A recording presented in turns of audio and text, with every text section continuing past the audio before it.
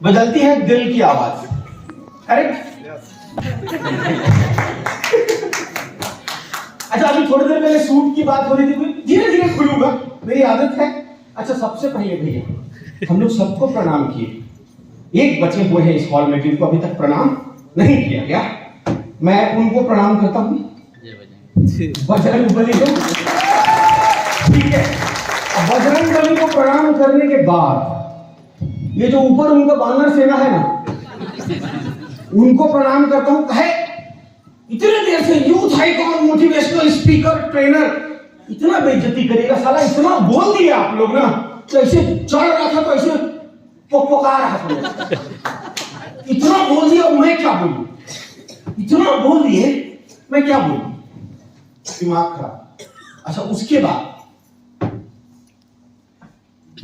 संतोष sir, Satyendra sir, अरे KM. Pandit बेटा,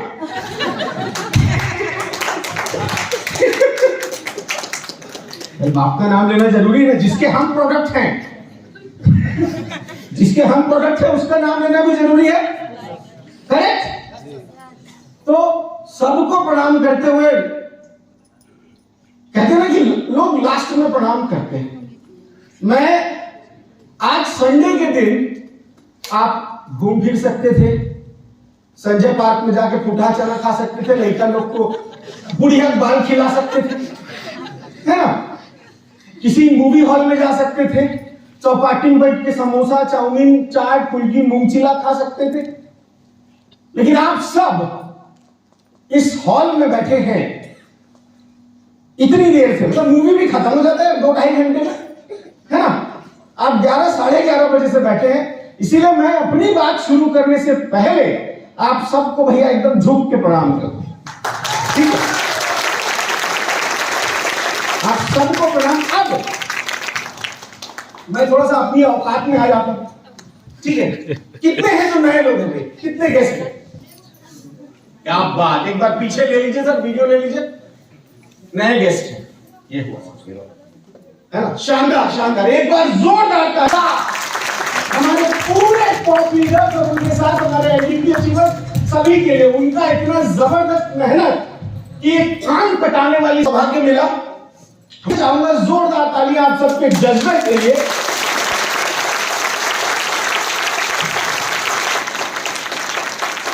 आप यहां बैठे हैं और मैं वचन देता हूं, मैं प्रॉमिस करता हूं कि आपका यहां बैठना, इतनी देर तक हम सभी को सुनना निरर्थक नहीं है। कहते हैं कि अगर आपको सफल होना है तो खाली सफल लोगों की भीड़ में खड़े हो जाइए, वो लोग धक्का मार मार के आपको सफल कर देंगे, है ना? सफल लोगों की भीड़ है, सफलता की तरफ जा रही। थोड़ी देर पहले राजवाड़े सर, मैं बहुत मतलब दिल से प्यार करता हूं उनको, बिल्कुल बड़े भाई हैं उम्र में मेरे, और ऐसा बोल के मैं अपने आप को जवान महसूस कराता हूं सबसे। ठीक है, बड़े भाई हैं मेरे। अच्छा, यहाँ पे 18 साल से उम्र किनकी ज्यादा है? ज्यादा है सबका क्या कि आप सब भी बड़े भाई बहन हो गए मेरे से। मेरी उम्र 18 years of age है ना। अभी थोड़े से बोला गया, इतना एडिफिकेशन हो गया, सर इंग्लिश बोलते ही होता। So I thought that today's program I'm going to take care in English so that you guys can be able to understand me, the kind of person I am, and I will be taking care of this plan completely in English. अच्छा, पीछे से क्या आवाज आ रही है? मां कसम मस्त बोला थे गुरुजी यार, लेकिन समझ में कुछ नहीं आते था।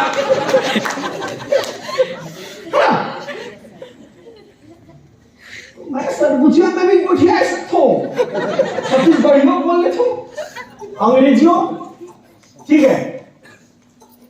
बांग्ला जब सीखने की शुरुआत की तो मैं जब बंगाल में गया, 2-2.5 साल रहा, तो हमारे फ्लैट के बाहर वो एक दादी जो है सुबह सुबह मुढ़ी घुगनी खिलाती, बांग्ला आता नहीं था मेरे को, मुढ़ी घुगनी खिलाती थी।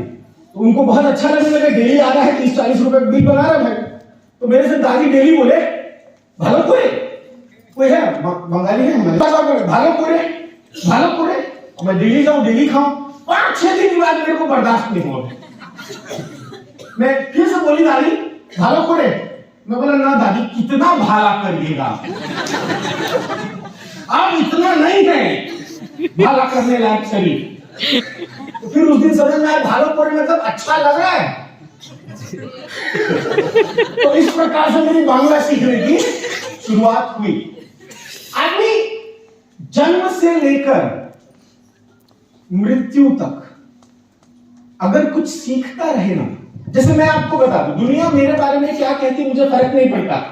मैं अलग अलग देशों में रहा, काम किया, बड़ी बड़ी कंपनीज के साथ काम किया, अच्छे अनुभव हुए, बुरे अनुभव हुए, बहुत अच्छे लीडर्स के साथ काम किया, बहुत बुरे लीडर्स के साथ काम किया, बेहतरीन लीडर्स के साथ काम किया। लेकिन मैं आज भी अपने आप को एक ही चीज कहता हूं, मैं आज भी स्टूडेंट हूं और मेरा विषय है नेटवर्क मार्केटिंग, और मैं ड्रीम डायरेक्ट सेलिंग ग्रुप नाम की यूनिवर्सिटी में पढ़ाई करता हूं।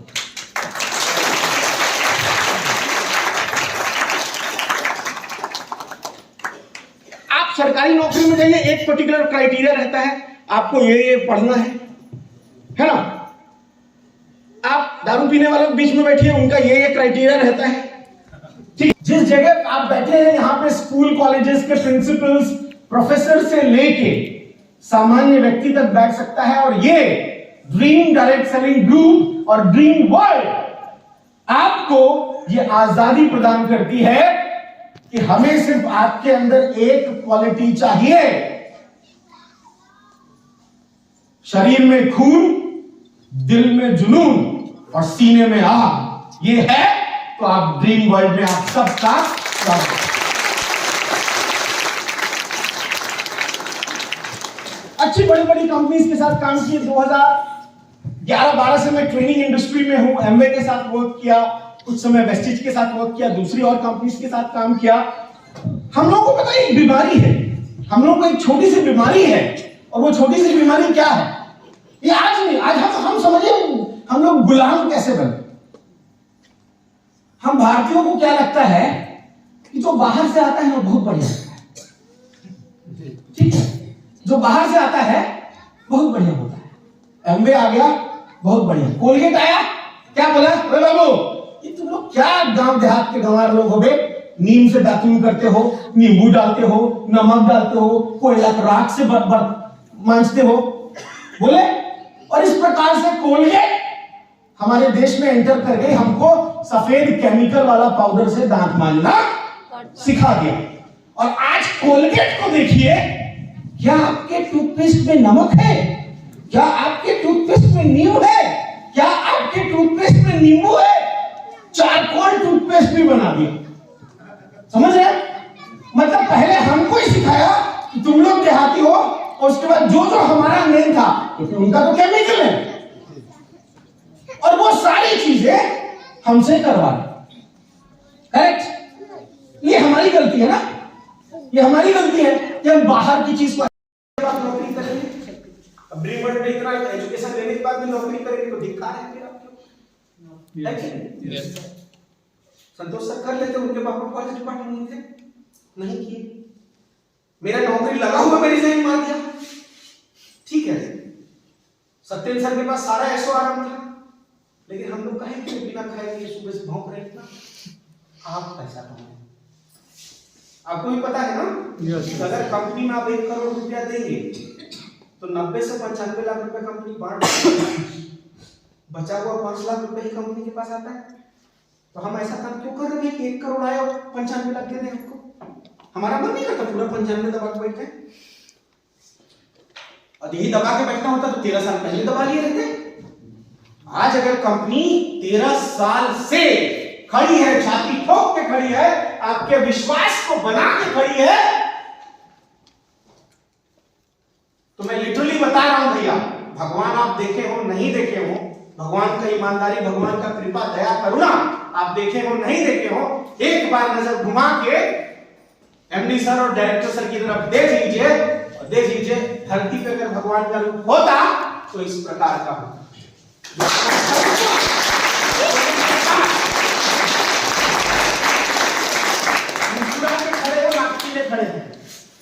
बड़ी बड़ी कंपनियों में पैसा दे के अगर एलडीपी किए होंगे उसका कंपैरिजन और यहां का कंपैरिजन आप करके देख लेंगे, आपको अंदाजा हो जाएगा। और ये याद रहेगा आपको, किसी के घर पे सोना, रैन बसेरे पे सोना, बस स्टैंड के लॉज में सोना, फ्रेंड के यहाँ सोना, ये याद रहेगा आपको उस दिन जिस दिन आप करोड़पति बन जाएंगे, क्योंकि यही लाइफ का स्ट्रगल आपको बड़ा बनाएगा। सपोज कीजिए आपका, संतोष रवि जी का मैं एक स्टोरी सुना रहा हूं। मैं करोड़पति बाप का औलाद था, जबरदस्त स्कूलिंग किया, उसके बाद अपने आप से, अपने काम से और अपनी जेब से। आपका सबसे सच्चा दोस्त आपका पर्स, आपका वॉलेट। और याद रखिए भाई, महिलाओं की तरफ मैं इशारा करते हुए कह रहा हूं, मैडम आपका हैंडबैग और पर्स कितना भी बड़ा हो, खर्चा साला इसी से होता है, छोटे वाले से, है ना। आप लोग खाली घर के घूम लेते हैं टांग के, मतलब मार्केट में भी निकलते कुछ काम नहीं, पता नहीं कहीं टांग लेते सर कि मेरा शरीर एक साइड से भारी है, मैं पर्स नहीं रखूं तो ऐसे चलती, इसलिए मेरे को आधा किलो वजन ऐसे टांगना पड़ता है कि बैलेंस हो जाए। तो वो पर्स वो खाली दिखने में बड़ा होता है। और अंग्रेजी की एक बात, लड़कों में किसके पास पर्स है भैया? रखा है कोई? दो ऐसा, इसको क्या बोलते हैं? पर्स। आज की बात मत बोलिएगा, नहीं तो आप नेटवर्कर नहीं है। ये पर्स नहीं होता है, ये होता है वॉलेट। पर्स लड़कियों के पास होता है, मांगा पर्स तो दे दिया, ये पर्स नहीं है। क्या है ये? वॉलेट। वैलेट नहीं, वॉलेट। ठीक है, वॉलेट है। लड़के पर्स नहीं, लड़कियां रख सकती हैं पर्स, वो अपने बड़े वाले हैंडबैग में भी छोटा वाला होता है। लड़कियों के पास पर्स होता है, लेकिन लड़कों के पास हमेशा वॉलेट ही होगा। तो ये कुल चीजें समझिएगा। और यहां यंगस्टर्स हैं, इसीलिए लास्ट बात कहूंगा, ठीक है। अच्छा पति करेंगे, क्या ईमानदारी करेंगे और कैसे ईमानदारी करेंगे, ताकि आपको आपका काम क्लियर हो। अंतिम 5 मिनट गहराई वाली बात मैं आप सबसे कहना चाहता हूं। इस कॉन्सेप्ट को अगर आप समझ लीजिए तो न लड़के कभी निराश होंगे जीवन में, न लड़कियां कभी निराश होंगे। खास करके उनसे मेरा एक कथन है जिनकी शादी नहीं हुई है अभी। लड़कियों से अगर मैं पूछता हूं, बेटा एक अच्छी मेरे साथ शादी करना है, कह रही तो एक दिमाग में इमेज बना होगा कि बढ़िया होगा, 6 फीट का होगा, जिम में जाता होगा, ऐसा कुछ। एक अच्छा पति कौन होता है? सर आप कैसे? मेरा तो बुकिंग हो गया।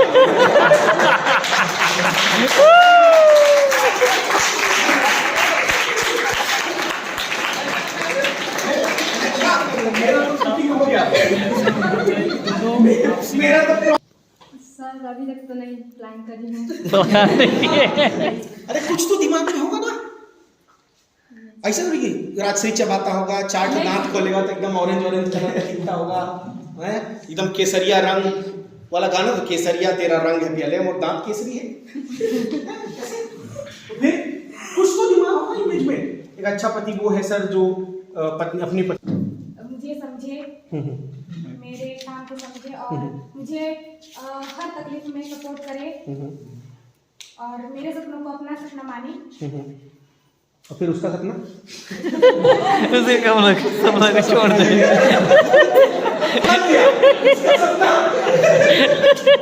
बढ़िया मजाक कर रहा है, गुड, अच्छी सोच है।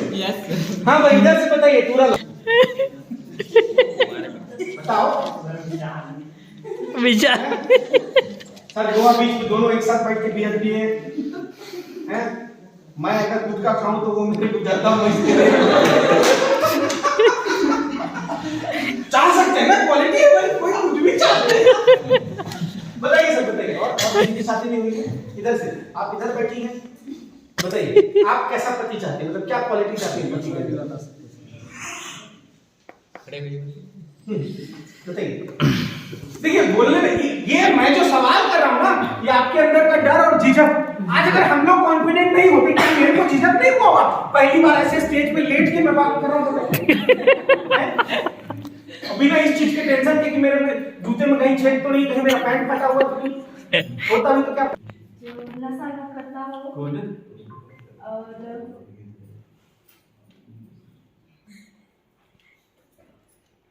और अपना जिम्मेदारी को समझे और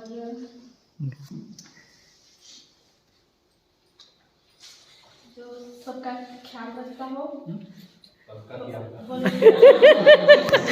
कई प्रॉब्लम है, महिलाओं के साथ प्रॉब्लम है, पता है क्या? मेरी बात को समझ है, जैसे तुम बोली ना सबका ख्याल रखो, महिला के साथ सबसे बड़ा दिक्कत पता क्या है? है ना? नहीं, बड़े वाली बात नहीं, मैं समझ बैठा हूं बेटा। समस्या क्या है? एक शायरी है कि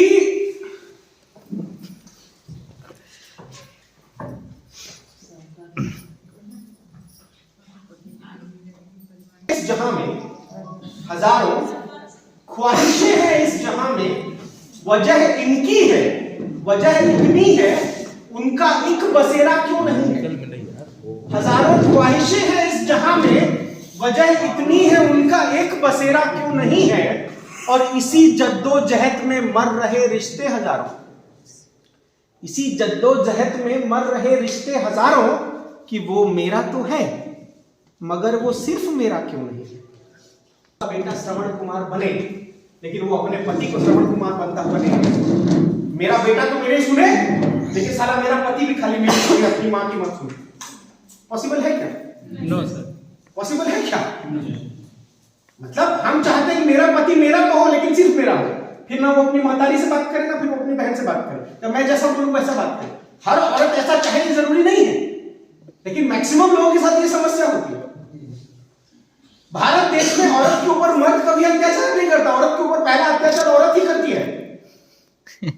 जब एक सास अपनी बेटी और बहू में अंतर करती है, जब एक बहू अपनी मां और सास में अंतर करने लगती है, ये प्रॉब्लम है। छोड़ जा, किसको बोला? कलेक्टर को। कलेक्टर ने तुमको गाड़ी लेना सेकंड हैंड लो, पैसा है मोटा, सेकंड हैंड की बात मत कर बे, गाड़ी लो वो नवा, डौकी लो वो नवा। 70 साल का आदमी कबर में पैर लटका कह रहा डौकी लो वो नवा। तो ये दम किसका था? वो 70 साल के आदमी का दम नहीं था, वो पैसे का दम था।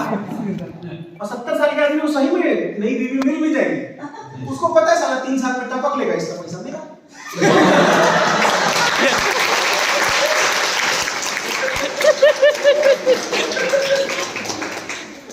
फिर मैं अपने पसंद के आदमी से शादी करूंगी, ऐसा तो आ जाएगा।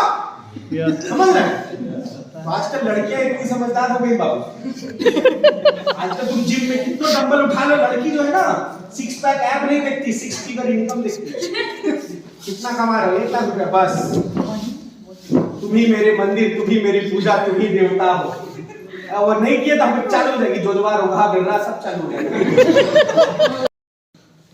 औरत को समझने के 101 तरीके, और साला पहला पेज से लेके 1000 पेज तक पूरा खाली पेज। कोई नहीं समझ सका औरत, है ना? यस। एक लाइन है, क्रिया चरित्रस्य पुरुषस्य भाग्यं देवो न जानाति कुतः मनुष्यम्। स्त्री की सोच और पुरुष का भाग्य, इसके बारे में देवता भी नहीं बता सकते, तो साला मनुष्य की क्या होगा? ठीक है, स्त्री क्या सोच रही है और मनुष्य का भाग कब पलटेगा? इसीलिए कहा जाता है कि किसी भी व्यक्ति के ऊपर मजाक मत उड़ाओ। और मैं हमेशा कहता हूं, ये अंतिम चीजों को समझाने की कोशिश करूंगा तो आपको क्लियर होगा, है ना? शादी ब्याह में हम लोग चाहते हैं, ऐसे कितने लोगों की बेटियां हैं जो भविष्य में चाहते हैं बहुत जबरदस्त। मेरी भी सोच है कि मेरी बेटी की शादी में मैं कम से कम 5 करोड़ रुपए खर्च करूंगा। फिर मेरी एक सोच ये भी है कि मेरी बेटी की शादी भले मैं मंदिर में कर दूंगा, लेकिन उसके पढ़ाई में 5 करोड़ खर्च करूंगा। मेरी ज्यादा बड़ी सोच ये है कि बेटी की शादी मंदिर में करूंगा चलेगा, पढ़ाई में 5 करोड़ खर्च करूंगा, ये मेरी सोच है। लेकिन एक समस्या क्या है, अभी आप लोग जाते होंगे शादी ब्याह में, है ना? शादी जाते होंगे, फिर क्या डिस्कशन चलता है? पुल की पानी है थोड़ा सा पतला रही, मूंग चिला खाए ना तो कर में आलू ही नहीं डालेंगे। मंचूरियन गेहूं खाए बार तो साला सॉस ही खत्म हो गए। पुलाव ना मां कसम भात टाइप के लग, ऐसे लगे कि भात उबाल के गिरा चिल गई। बोलते हैं हम लोग ऐसा। Please don't do that. मैं क्यों बोल रहा हूँ याद रखिएगा, एक शायरी है, आपको दर्द समझ में आएगा, बेटी आपकी भी है, कि शादी के खानों की जरा कम बुराई किया करना है दोस्त। कोई एक बाप पूरी जिंदगी कमाता है एक रात की दावत के लिए। कोई बाप पूरी जिंदगी कमाता है एक रात की दावत के लिए। प्लीज डोंट, आप बाहर से नहीं खा सकते ना, प्लीज डोंट, कभी नहीं, इस चीज पे ध्यान देना। अच्छा पति वो है, आप कितना समझ लो, क्या कर लो, अंडरस्टैंडिंग सब तुम्हारा जो है ना, वो जितना यहाँ पे है ना, बहुत लोगों की शादी हो गई, सबके पास अच्छे पति रहे होंगे जब इन्होंने शादी की होगी, तो आप जैसे सर है ना। मैं तलाक लेता हूँ उसके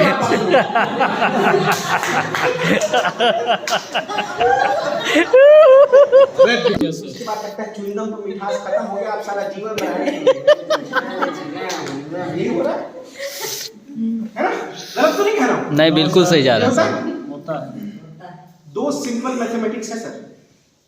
एक अच्छा पति वो है जो उससे ज्यादा कमा सके जितना उसकी पत्नी की खर्च करने की ताकत है, और कुछ नहीं, बाकी सब ढकोसला है, प्यार मोहब्बत ये मत मिलना भाई तेरे 10 दिन, बोला क्रेडिट कार्ड दे दे जेकर में 1 करोड़ रुपया है, मैं घूम घूम के शॉपिंग कर ले। ठीक है, पति के साथ घूमना और शॉपिंग करना, किसी औरत से पूछ लो, बोलेगी शॉपिंग कराओ, तुम्हारे साथ तो कभी भी घूम लेंगे। ठीक है, समझे मेरी बात? एक अच्छा पति वो है जो उससे ज्यादा कमा सके जितना उसकी पत्नी की खर्च करने की ताकत है। और यहां बेटा समझ लेना, तुम्हारे लिए ही कह रहा हूं, तो एक बार शादी हो गई, लेकिन जीवन भर करना चाहो तो, या तीज तो हर साल आएगा, एनिवर्सरी दोनों का होगा, लेकिन क्या बोलेगी, एनिवर्सरी था तुम मेरे को गिफ्ट दिए, मतलब साला शादी में अकेले किया, तुमको भी देना चाहिए था, लेकिन नहीं, कभी नहीं बोलती पत्नी। सत्येंद्र सर की पत्नी कभी नहीं बोली होगी, संतोष मेरी पत्नी भी नहीं, एनिवर्सरी था मेरे लिए क्या गिफ्ट लेके आए, अकेले ब्याह किया था क्या, ये वाला। अच्छा दूसरी बात, एनिवर्सरी है, आपको क्या गिफ्ट दूं, तो मैं सोचता हूँ गिफ्ट तो दे देगी, लेकिन साला मेरे ही पैसे से नहीं, तो डबल चोट, मैं जो दे रहा हूँ उसका पैसा भी मेरा, और मेरे को जो मिल रहा है उसका पैसा। तो एक बात, मेरे कहने का मतलब क्या, कि एक अच्छा पति वो है जो इससे ज्यादा कमा सके जितना उसकी पत्नी की खर्च करने की ताकत है। तुम्हारे जीवन में कभी लड़ाई नहीं होगी, पहली बात। दूसरी बात, अब एक अच्छी पत्नी कौन है, ये ऐसा पत्नी ढूंढ सकते, ठीक है, एक अच्छी पत्नी वो है